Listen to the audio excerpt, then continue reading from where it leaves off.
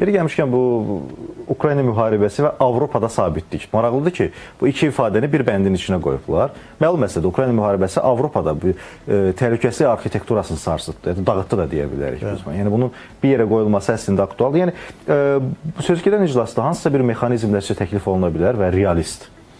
Yox, düzü bu məsələdən bağlı mən elə də optimist deyiləm. Məsələnin mahiyyəti tamamilə başqadır. Əvvəla bu günləri Avropa ölkələri ciddi cəhdlə çalışırlar ki, Ukraynaya kömək etsinlər və bu proses davamlı şəkildə getməkdədir. Bu heç də o anlama gəlməsin ki, Ukrayna olan çox böyük simpatiyasının nəticəsi olaraq bunu edirlər. Yox, sadəcə öz günlərini ağlayırlar ki, və belə bir Avropa ictimai fikrində də mövqe var ki, Ukraynadan sonra növbəti kim olacaq və növbəti kim olacaq sözünün Avropa qitəsi yada düşür ki, növbəti qurban olmamaq məsələləri ön plana keçir. Və indi proseslər ATƏT çərçivəsində deyil, başqa platformada həllini tapmaqdadır.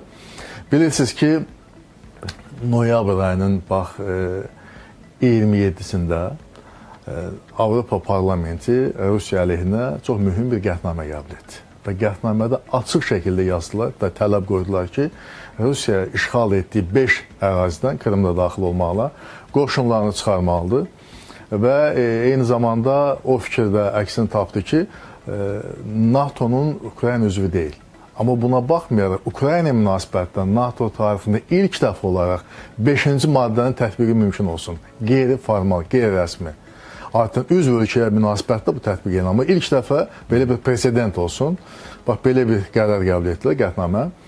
Noyabr ayının 30-unda, bilirsiniz ki, Florida ştatında, Miami'də ABŞ-Ukrayna danışıqları getdi.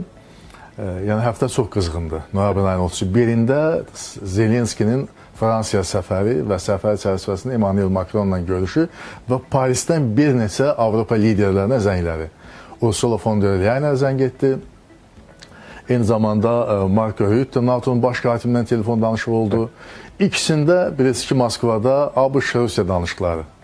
Və bu danışıqlarda heç bir razılaşma əldə edilməyib, yeri gəlmişkən və danışıqların ümumiyyətlə mahiyyəti və müzakirə olunan məsələlərlə bağlı detallar məxfidir.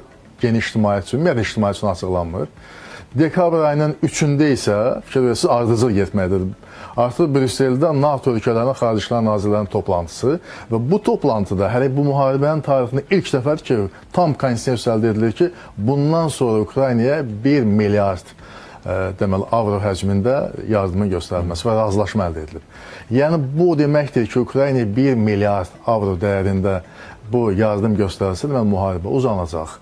Birləşmiş Ştatlar bu siyasətin əleyhinədir və yeri gəlmişdən bir şey də söyləyeyim burada. Bu 1 milyard dollarlıq pul yalnız və yalnız silah alınması üçündür. Silahı kimdən alacaqlar? Birləşmiş Ştatlardan. Baxın, bir yandan Birləşmiş Ştatlar o marağı təmin edilir ki, bəri başdan 1 milyard ona sifariş gəlir. 1 milyard avroluq. Amma bir yandan da Birləşmiş Ştatlar bu müharibəni dayandırmaq istəyir. Bu belə bir situasiyadır. Ona görə də Yeri gəlmişkən Uşakovun açıqlamasını bir daha da xatırladım, bayaq da oxudum. Deyir ki, Rusiya tərəfi sülh danışıqları üçün yalnız ABŞ ilə görüşəcək. Bu da maraqlı bir açıqlama. Bəli, ona görə bu yanaşma onunla bağlıdır ki, qarşı tərəfin, yəni Avropa İttifaqının mövqeyi bəllidir. Avropa İttifaqının əsas tələbi, yeri gəlmişkən bu sülh danışıqlarında həllini tapmayan ən qəliz, ən mürəkkəb məsələ birincisi ərazi məsələsidir. İkincisi, Ukraynanın təhlükəsizlik məsələləridir. Ərazi məsələsində dediyim kimi, indi bu dəqiqə əsas söhbət onun üzərində gedir ki, Donbasda söhbət, Donbasın 80%-ni Rusiya artıq işğal edir, söhbət 20%-dən gedir. Moskvanın bu danışıqlarda əsas tələbi odur ki, 20%-i biz müharibə ilə almayaq, 20%-dən Ukrayna qoşunlarını çıxarsın. Bunun üzərində çox ciddi mübahisə gedib, kompromis yoxdur və əsas təkliflərdən biri olur ki, gəlin belə eləyək. Deməli, o 20% ərazidən Ukrayna qoşunlarını çıxardır. Bunun qarşılığında Rusiya qoşunları oraya girmir. Həmin o 20%lik ərazi bufer zonu olur və bufer zonada BMT-nin sülh məramları yerləşdirilir. Bax, belə bir təklif indi gündəmdədir. Bunun üzərində müzakirələr gedir və təhlükəsizliklə bağlı digər yanaşma odur ki, bayaq söylədiyim NATO-nun 5-ci maddəsinin, nizamnaməsinin 5-ci maddəsinin Ukrayna münasibətdə tətbiqi və nəhayət təhlükəsizlik deyiləndə Ukraynanın uzağa vuran raketlərinin təmin edilməsi. Amma siz fikir verin, ABŞ-ın müəllifi olduğu 28 maddəli sülh müqaviləsinin layihəsində Moskvanın və Sankt-Peterburqun vurulmaması məsələləri xüsusi qeyd edilib. Yəni bu da çox maraqlı məqamlardan biridir. Yeri gəlmişdən bir şey də istədiyim, Uşakov, yəni Putinin köməkçisi belə bir fikir də söylər ki, nədənsə belə geniş mətbuatda, dünya mətbuatına yazılıb ki, Trumpın müəllifi olduğu bu müqavilə layihəsində 28 maddədir. Əslində 28 deyil, 27 maddədir. O bir maddə olsun ki, alt maddələrdən biri kimi xüsusi 28 olub. Əslində 27-dir və deyir ki, bu dəfə... Zaten onu da azaltdılar da sonradan. 27 maddə deyir gəlmişdi, onu 22 endirilməsilə bağlı söhbətlər gəzdi və o söyləyir ki, bax bu danışıqlar ki yoxdur, indi Moskva danışıqları. Moskva danışıqlarında 28 maddə və 27 maddənin hər biri üzrə yox, biz ümumi konseptual müzakirələr getdi və söyləyir ki, bu məsələlərlə bağlı bizə daxil olan sənədlər 4 sənəddən ibarət. Yəni 28 və 27 maddə ilə bağlı biz sənədləri müzakirə etmədik. Biz həmin sənəddə mövzular 4 hissəyə bölünüb və hər hissə bir sənəddən ibarətdir. Biz Moskvada 4 müxtəlif sənədi müzakirə etdik və bu sənədlərlə bağlı elə məsələlərlə ki, razılaşdıq, elə məsələ razılaşmadıq. Son nəticədə bizim sülh müqaviləsi ilə bağlı heç bir kompromisə gələ bilmədik.